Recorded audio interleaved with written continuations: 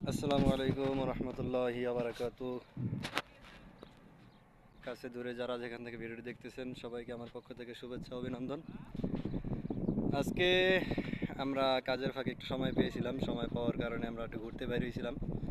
অবশ্য মরুভূমির ভিতরে ঘুরতে বের হওয়ার এখন একটা উদ্দেশ্য হলো সান্ডা দেখা। তো সান্ডা আসলে কোথায় পাওয়া যায়, সান্ডা আদৌ এখানে আছে কিনা। এদিকে যা দেখতে পাচ্ছেন সম্পূর্ণ মরুভূমি চারদিকে। আমরা একটা পাহাড়ের ভিতরে আছি, একটু সময় পাইছিলাম যার কারণে আমরা 3 বন্ধু মিলে বের হয়েছি সান্ডা খোঁজার জন্য। তো আজকের ভিডিওতে আমরা কিছু ইন্টারেস্টিং জিনিস দেখব, যেমন মরুভূমির ভিতরে পানির সন্ধান, পানিটা লবণাক্ত এবং প্রচুর পরিমাণে লবণ আছে। আমরা সবগুলোই দেখবো ইনশাল্লাহ পর্যায়ক্রমে, আপনারা সাথেই থাকুন ইনশাল্লাহ। দেখেন সবাই একটু সময় পাইয়া কথা বলতেছে, যার যার বাড়িতে ভিডিও কল দিয়ে দেখাইতেছে। আসলে সময় পাওয়া হয় না আর বের হওয়া হয় না। আমরা আস্তে আস্তে অনেকটা উপরে চলে আসছি। এখানে দেখতে পাইতেছেন, যারা মোবাইলে দেখে বোঝা যাবে না, আমরা উপরের দিকে উঠতেছি, অনেকটা উপরে চলে আসছি অলরেডি। তো চলেন সামনে যাই। মরুভূমির ভিতরে পানি আছে এক জায়গায়, সেখানে যাব, পানি দেখব, লবণ দেখব এবং ঠান্ডা পাওয়া যায় কিনা বিশেষ করে সেটাও আমরা দেখব। এই যে এখান থেকে ভিউটা সুন্দর আছে, সব বালু ছাড়া আর কিছুই নাই এখানে। তো চলেন, আগে লবণাক্ত পানি আছে, পানিটা দেখা যাক। আমরা মরুভূমির ভিতরে সান্ডা খুঁজতে এসে সান্ডা তো পাইলাম না। এবার সান্ডা খুঁজতে এসে নতুন একটা ইন্টারেস্টিং জিনিস পাইলাম, সেটা হলো মরুভূমির ভিতরে পানির সন্ধান। আপনারা দেখতে পাচ্ছেন এই যে একটা লেকের মতো আছে, দেখতে পানিটা খুবই সুন্দর আছে। পানিটা দেখতে খুবই সুন্দর। আসলে মরুভূমির ভিতরে পানি দেখতে পাইলে একটু ভালোই লাগে সবারই।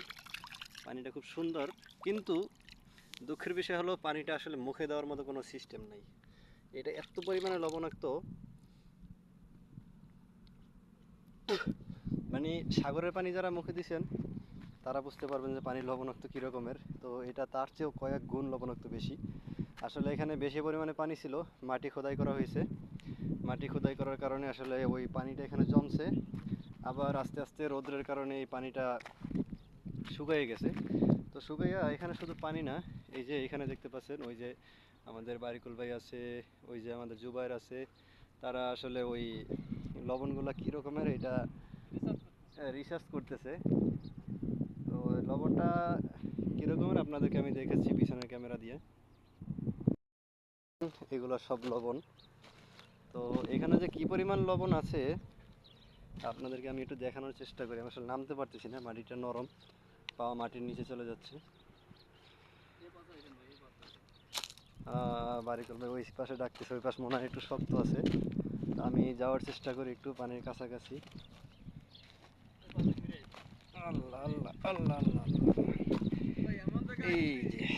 এই যে দেখেন এগুলো সব পানি ছিল, পানিটা শুকিয়ে লবণ হয়ে গেছে। এই যে সব সম্পূর্ণ লবণ, যে পানির ভিতরে আছে আরো, এই যে দেখেন এগুলো সবই লবণ। মানে আন্দাজ করা মুশকিল যে কত পরিমাণ লবণ এখানে আছে। ঠিক আছে, যে কী পরিমাণ লবণ এখানে আছে এটা কি না দেখলে আসলে বিশ্বাস করতে পারবে না। যদি এমন কোনো সুযোগ থাকতো লবণের ব্যবসা করার, বা যদি কারো ইচ্ছে থাকে মরুভূমি থেকে লবণ সংগ্রহ করে ব্যবসা করবেন, সেটা অবশ্য খুবই কষ্টকর, তবে আসলে চেষ্টা করে করে দেখা উচিত আর কি।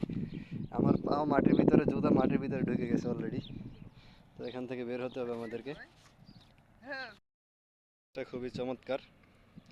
আমরা লবণ দেখলাম, ওই যে জুবাইর এখনও লবণ রিসার্চ করতেছে।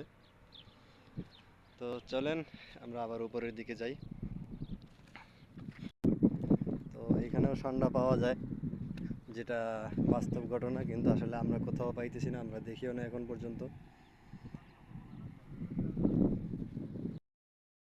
তো কাছে দূরে যারা যেখান থেকে দেখছেন সকলকে ভিডিওটি দেখার জন্য ধন্যবাদ।